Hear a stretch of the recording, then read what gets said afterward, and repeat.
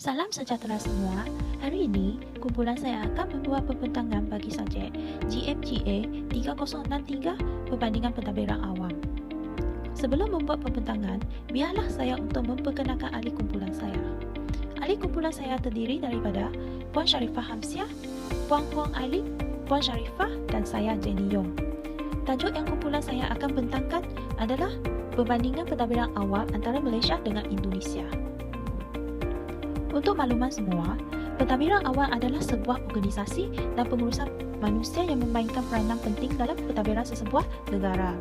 Gordon dan Milankovitch berpendapat, pentadbiran awam adalah satu proses mengorganisasi dan melibatkan individu dalam pelaksanaan undang-undang dan peraturan yang telah diubah dan dikeluarkan oleh Badan Perundangan Eksekutif dan Legislatif, di samping terlibat dalam secara langsung atau tidak langsung dalam pembualan undang-undang dan peraturan berkenaan. Organisasi pentadbiran awam merupakan tulang belakang pentadbiran sesebuah negara. Corak pentadbiran dan pengurusan awam bagi sesebuah negara dengan negara yang lain adalah berbeza mengikut kehendak dan polisi tempatan. Oleh itu, pentadbiran awam memainkan peranan penting dalam menentukan corak pimpinan pentadbiran awam bagi sesebuah negara. Tugasan ini akan mengajikan perbandingan pentadbiran awam bagi pentadbiran awam dalam sektor pendidikan antara negara Malaysia dan Indonesia. Seterusnya, kita akan membuat perbandingan umum antara negara Malaysia dan Indonesia. Bagi latar belakang umum Malaysia, Malaysia telah mencapai merdeka pada 31 Ogos 1957. Malaysia diketuai oleh Yang di-Pertuan Agong. Malaysia mengamalkan demokrasi berparlimen. Kita mempunyai pelbagai kaum agama dan kebudayaan. Agama Islam merupakan agama rasmi dan bahasa rasmi untuk Malaysia ialah bahasa Melayu. Manakala latar belakang umum bagi Indonesia pula, Indonesia merupakan sebuah negara kepulauan yang terletak di kawasan Asia Tenggara. Indonesia adalah diperintah oleh Presiden. Indonesia terdapat bilangan penduduk Islam yang terbesar di dunia dan negara ini mengamalkan sistem ekonomi kapitalis. Sekian saja daripada pembentangan saya. Saya akan menyerahkan kepada Puan Huang Aileen untuk bahagian yang seterusnya. Terima kasih. Terima kasih Jenny Yong atas pembentangan beliau tadi. Saya Huang Aileen akan meneruskan pembentangan dengan menerangkan tentang hubungan antarabangsa Malaysia. Malaysia merupakan sebuah negara yang aktif dalam penyertaan pertubuhan antarabangsa. Sebagai contohnya, Malaysia telah menyertai pertubuhan pendidikan, sains dan kebudayaan pertubuhan bangsa-bangsa bersatu sejak tahun 1958. UNESCO bermaklumat untuk memperkenalkan keamanan dan kedamaian. Negara menerusi pertubuhan antarabangsa dalam bidang pendidikan, sains dan kebudayaan. Dengan ini, Malaysia telah menubuhkan bahagian dasar dan hubungan antarabangsa untuk membantu Kementerian Pelajaran Malaysia bagi meningkatkan penyertaan dalam pengantarabangsaan pendidikan dan juga meningkatkan imej negara di mata dunia. Selain itu, Malaysia juga telah menyertai pertubuhan Menteri-Menteri Pendidikan Asia Tenggara. Tujuan pertubuhan ini adalah untuk meningkatkan taraf pendidikan yang berada di kawasan kurang pembangunan di Asia Tenggara. Pertubuhan ini turut dianggotai oleh 11 negara lain, iaitu Kamboja, Indonesia, Filipina, Singapura, Thailand, Vietnam, Timor Leste, Laos, Brunei dan Myanmar. National Association of Private Educational Institutions yang ditubuhkan pada 15 September 1987 telah menjadi badan perwakilan penyatuan bagi semua peringkat institusi pendidikan swasta yang berada di Malaysia. Objektif NAPE adalah untuk meningkatkan dan mengekalkan kualiti pendidikan di sektor awam dan juga menjadi badan nasional bagi menghubungkan pemerintah dan badan berkanun. NAPE menyediakan kemudahan penyelidikan, pengurusan, latihan dan program pembangunan untuk anggota persatuan. Selain pertubuhan antarabangsa yang telah saya jelaskan tadi, Malaysia juga merupakan salah sebuah negara bagi anggota pengasas kepada pertubuhan seperti Organisation of Islamic Cooperation, Asian and East Asia Summit. Selain itu, Malaysia juga menyertai Asia Pacific Economic Cooperation, Commonwealth dan pergerakan negara-negara berkecuali. Seterusnya, saya akan membincangkan tentang hubungan antara bangsa Indonesia. Seperti Malaysia, negara Indonesia juga aktif dalam penyertaan pertubuhan antarabangsa.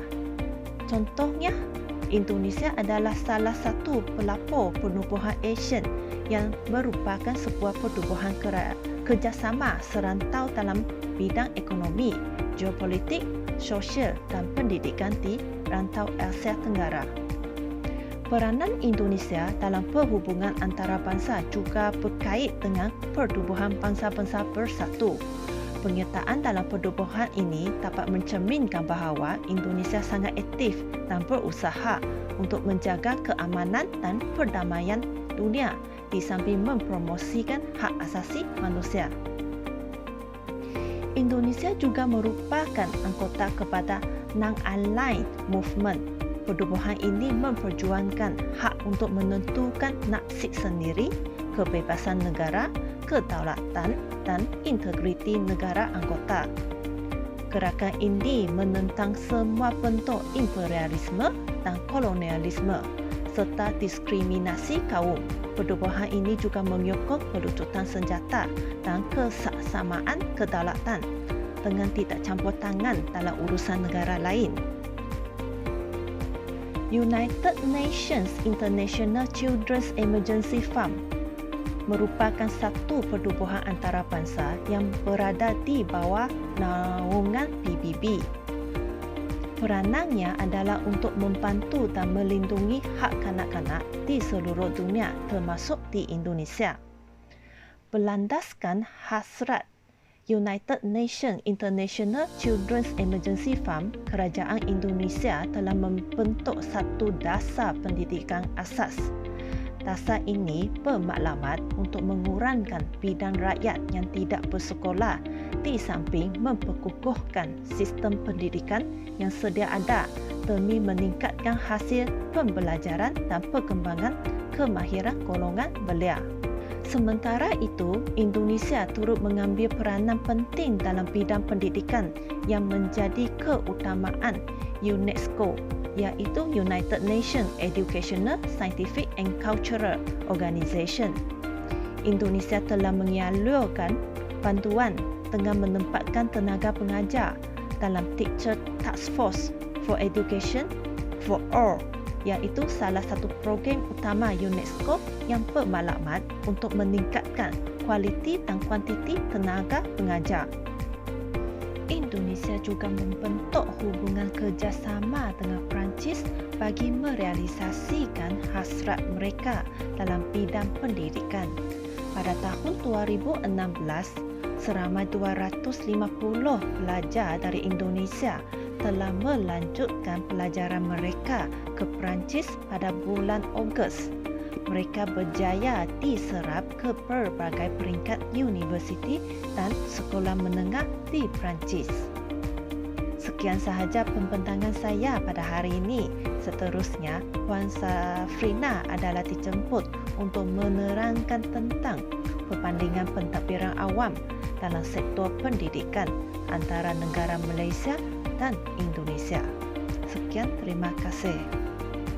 Perbandingan pentadbiran awam dalam sektor pendidikan.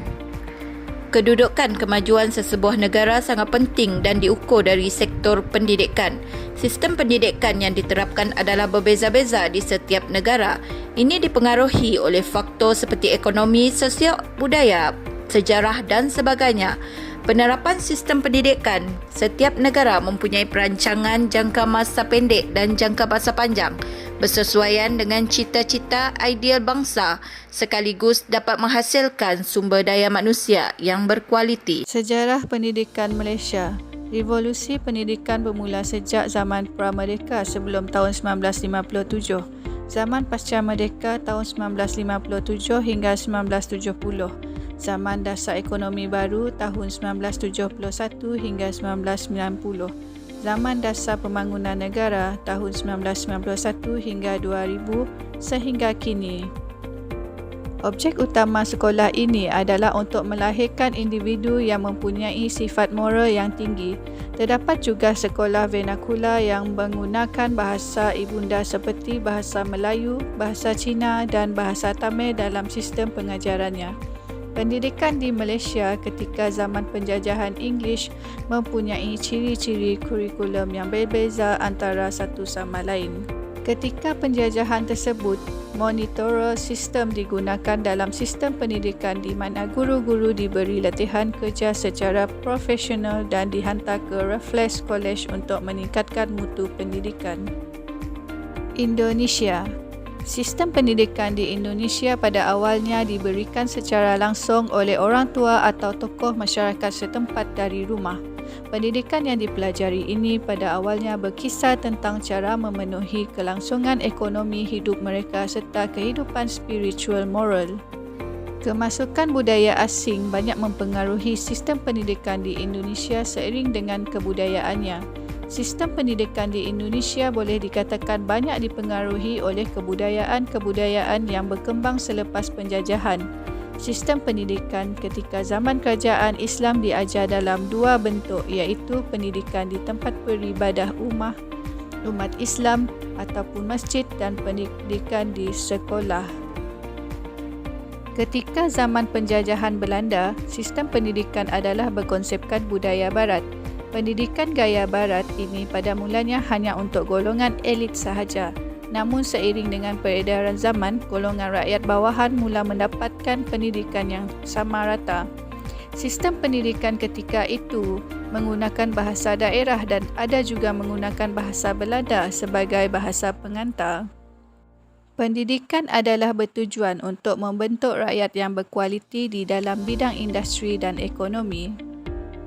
Sistem pendidikan di Malaysia di bawah Kementerian Pelajaran Malaysia di mana pendidikan dari sekolah kerajaan swasta mahupun orang persendirian. Pendidikan tinggi pula di bawah tanggungjawab Kementerian Pengajian Tinggi. Di Indonesia pula, ia di bawah Kementerian Pendidikan dan Kebudayaan Republik Indonesia ataupun Kemendikbud. Sistem pendidikan di Malaysia telah menggunakan bahasa Inggeris sebagai bahasa penghantar kepada mata pelajaran tertentu seperti sains dan matematik. Struktur pendidikan di Malaysia adalah mengikut Kementerian Pelajaran Malaysia. Manakala di Indonesia, program pelajaran selama 9 tahun kepada seluruh warga negaranya. Tempoh pendidikan adalah selama 9 tahun dan bebas untuk memilih sekolah yang mereka kehendaki. Peringkat pendidikan di Malaysia. Peringkat pendidikan dalam sistem pendidikan di Malaysia adalah seperti berikut. Yang pertama, pendidikan prasekolah. Pendidikan prasekolah atau dikenali dengan tadika mengajar anak-anak yang berusia 4 hingga 6 tahun. Pendidikan ini tidak dikategorikan sebagai pendidikan wajib dalam sistem pendidikan di Malaysia. Sekolah tadika ini diselenggara oleh kerajaan ataupun pihak swasta. Yang kedua, pendidikan rendah. Pendidikan rendah di Malaysia ditempuhi pada usia 7 hingga 12 tahun iaitu selama 6 tahun. Mata pelajaran bahasa Melayu dan bahasa Inggeris adalah mata pelajaran yang wajib yang dipelajari di sekolah. Sekolah rendah yang terdapat di Malaysia terbahagi kepada dua jenis iaitu sekolah rendah kebangsaan dan sekolah jenis kebangsaan. Dan kurikulum yang diajar di kedua-dua sekolah tersebut adalah sama. Yang ketiga, sekolah menengah. Sekolah menengah di Malaysia adalah berlangsung selama 5 tahun. Bahasa Melayu merupakan bahasa yang digunakan sebagai bahasa penghantar untuk kesemua mata pelajaran kecuali sains dan matematik. Pada peringkat ini, pelajar akan memilih untuk memasuki jurusan sains ataupun kesenian. Pelajar diberi kebebasan untuk memilih sendiri jurusan yang mereka minati. Yang keempat, pendidikan pra-universiti. Ini merupakan pendidikan pra-universiti di mana pelajar menyambung pengajian mereka di tingkatan 6 atau di institusi pendidikan seperti politeknik pada peringkat diploma. Yang kelima, pengajian tinggi. Pada peringkat ini, kerajaan memberikan subsidi atau beasiswa yang cukup besar di pelbagai universiti yang ada di Malaysia. Dalam pelaksanaannya, pengajian tinggi ini dikendalikan sepenuhnya oleh Kementerian Pengajian Tinggi Malaysia. Terdapat dua jenis universiti yang dikendalikan oleh kementerian, iaitu Institusi Pengajian Tinggi Awam IPTA dan Institusi Pengajian Tinggi Swasta IPTS. IPTA dikendalikan sepenuhnya oleh kerajaan, manakala IPTS di bawah seliaan oleh pihak kerajaan dan swasta. Republik Indonesia. Seperti negara lain, Indonesia juga mempunyai peringkat pendidikan yang dilalui dalam sistem pendidikannya. Peringkat pendidikan ini adalah seperti yang pertama, pendidikan awal anak. Kerajaan Indonesia memandang serius tentang perkembangan pendidikan awal kanak-kanak di Indonesia. Pendidikan ini adalah berlandaskan kepada Undang-Undang Nombor 20 Tahun 2001 Fasal 1 Butir 14, iaitu mengenai sistem pendidikan nasional yang menyatakan bahawa pendidikan awal kanak-kanak adalah satu usaha kerajaan untuk memberi rangsangan pendidikan awal yang membantu pertumbuhan dan perkembangan jasmani dan kerohanian anak-anak. Pendidikan ini merupakan persediaan awal bagi memasuki pendidikan selanjutnya oleh anak-anak sejak lahir sehingga umur 6 tahun. Yang kedua, pendidikan dasar. Pendidikan dasar adalah pendidikan yang diberikan selama 6 tahun di sekolah dasar atau madrasah ibtidaiyah dan sekolah menengah pertama atau madrasah tasnawiyah selama 3 tahun. Pendidikan dasar ini di bawah tanggungjawab kerajaan Indonesia dalam mematuhi prasarana dan memenuhi prasarana pendidikan seperti buku-buku pendidikan dan keperluan lain di sekolah. Yang ketiga, pendidikan menengah. Pada peringkat pendidikan menengah, pelajar yang belajar di sekolah menengah atas SMA, sekolah menengah kejuruteraan SMK dan madrasah aliyah. Pada peringkat ini, mereka akan memilih jurusan yang mereka minati untuk melanjutkan pelajaran pada peringkat selanjutnya. Dan yang keempat, pendidikan tinggi. Pendidikan tinggi merupakan peringkat yang lebih spesifik bagi menghasilkan sumber daya profesional yang berkualiti bagi individu. Sistem pendidikan yang diamalkan di Malaysia dan Indonesia adalah seperti berikut. Yang pertama, pendidikan formal. Pendidikan formal merupakan pendidikan yang diselenggarakan oleh sekolah-sekolah formal pada umumnya. Pada pendidikan ini, sistem pendidikannya adalah lebih jelas dan pendidikan awal hingga ke akhirnya adalah lebih tinggi. Yang kedua, pendidikan tidak formal. Pendidikan tidak formal merupakan pendidikan selain dari sekolah umum. Contohnya, sekolah tidak formal di antaranya ialah Taman Pendidikan Al-Quran yang diajar di setiap masjid sekolah mingguan yang bertempat di gereja, kursus muzik, kursus masakan, kursus bahasa dan sebagainya. Yang ketiga, pendidikan informal. Pendidikan informal merupakan pendidikan yang tidak dibelajar di sekolah ataupun tempat khusus lainnya. Pendidikan formal adalah berasal dari lingkungan keluarga dan persekitaran. Pendidikan informal ini tidak diajar secara langsung dan biasanya melalui tindakan tidak langsung yang dilakukan di rumah atau persekitarannya. Jenis sekolah pendidikan di Malaysia. Malaysia mempunyai pelbagai jenis sekolah pendidikan. Di antaranya adalah seperti berikut. Yang pertama, sekolah kebangsaan dan sekolah menengah kebangsaan. Sekolah ini menggunakan bahasa Melayu sebagai bahasa penghantar. Sekolah ini di bawah tanggungjawab Kementerian Pelajaran Malaysia. Murid yang bersekolah di sekolah ini adalah berusia 7 hingga 17 tahun. Yang kedua, sekolah kluster. Sekolah kluster adalah satu jenama yang diberikan oleh sekolah yang dikenal pasti cemerlang dalam aspek kemenjadian murid dan sistem pengurusan sekolah. Kewujudan sekolah kluster ini adalah bertujuan untuk melonjakkan kecemerlangan dalam sistem pendidikan Malaysia dan membangun sekolah yang boleh dicontohi oleh sekolah dalam kluster yang sama ataupun sekolah lain. Di Indonesia pula terdapat beberapa jenis pendidikan iaitu yang pertama boarding school. Boarding school merupakan sekolah berasrama yang disediakan kepada pelajar, guru dan kaki tangan sekolah dalam sesuatu tempoh pembelajaran berlaku. Pelajar dan kaki tangan sekolah akan melakukan pelbagai kegiatan bersama ketika di sekolah. Sistem pendidikan yang digunakan di boarding school menggalakkan komunikasi yang berinteraksi antara satu sama lain. Yang kedua, Sekolah National Plus. Sekolah ini dikenali sebagai Association of National Plus School (ANPS) yang diperkenalkan sejak tahun 2000. Lembaga ANPS bertanggungjawab sepenuhnya ke atas sekolah jenis ini.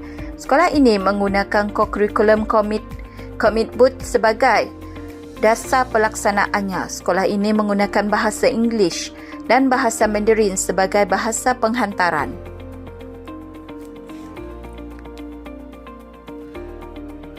Sekolah ini juga dilengkapi dengan pelbagai prasarana pendidikan dan juga aktif dalam aktiviti luar sekolah. Ini menyebabkan pembiayaan yuran pendidikannya adalah lebih mahal berbanding sekolah nasional lain. Yang ketiga, sekolah nasional. Sekolah ini menggunakan kurikulum yang telah ditetapkan oleh kerajaan maupun swasta.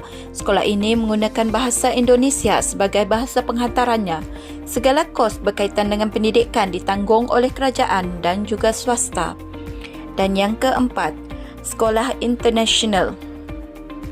Sekolah ini diperkenalkan di Indonesia sejak beberapa tahun kebelakangan ini. Sistem pendidikan adalah berdasarkan kurikulum antarabangsa dan menggunakan bahasa Inggeris sebagai bahasa penghantar. Guru juga diambil dari luar negara dan memiliki fasilitasi yang canggih dan berkualiti tinggi, setaraf dengan sekolah antarabangsa dan mempunyai akreditasi.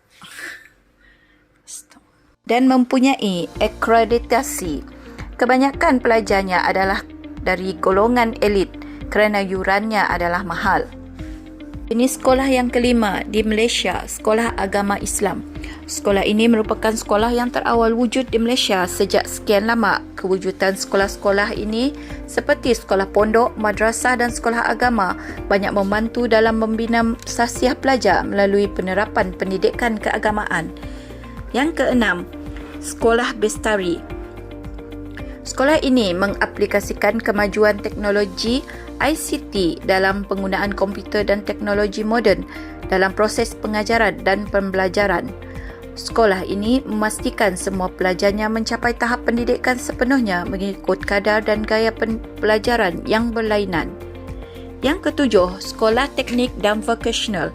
Sekolah ini memberi peluang kepada pelajarnya memiliki kemahiran dalam bidang sains dan teknologi untuk memenuhi permintaan industri negara. Kementerian Pelajaran Malaysia menawarkan